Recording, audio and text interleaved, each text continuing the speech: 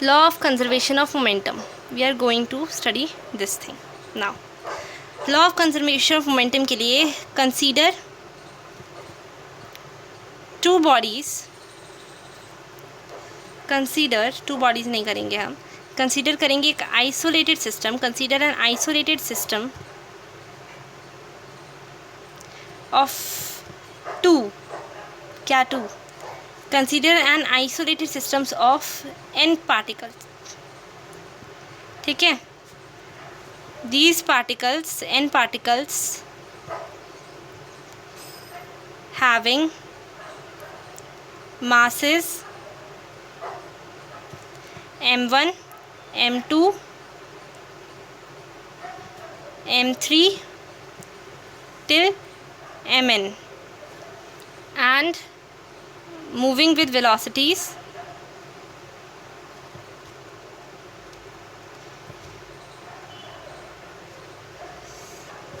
v1, v2, v3 till vn.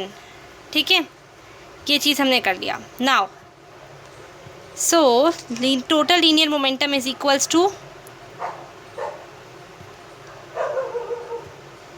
p is equals to m1 v1 plus m2 v2 plus m3 v3 plus till mn vn.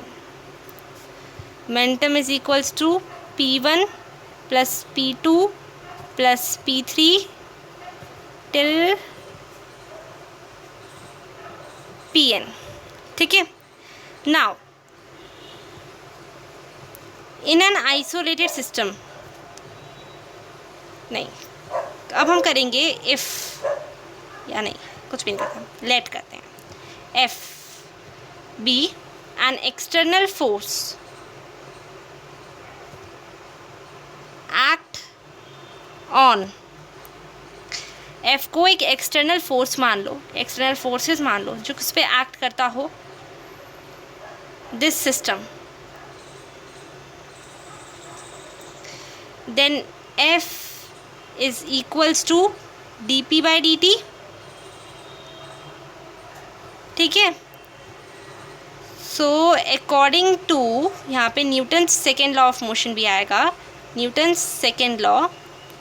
ठीक है, F is equals to D P by D T, यानी कि F is equals to D by D T P1 plus P2 plus P3 and so on. Now in an isolated system, एक isolated system में, in an isolated system,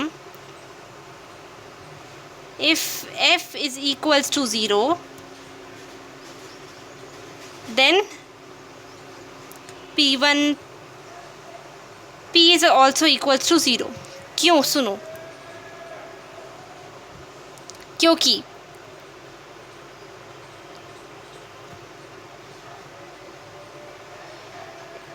F must be 0, then P also must be 0 because is equals to 0. ठीक है, as the derivative of constant, as the derivative of constant, constant का derivative क्या होता है, constant is 0 होता है. यानी कि इसके आगे कंटिन्यू करेंगे हम, यहाँ पे कंटिन्यू करते हैं. कैसे, listen, it is also constant, then this thing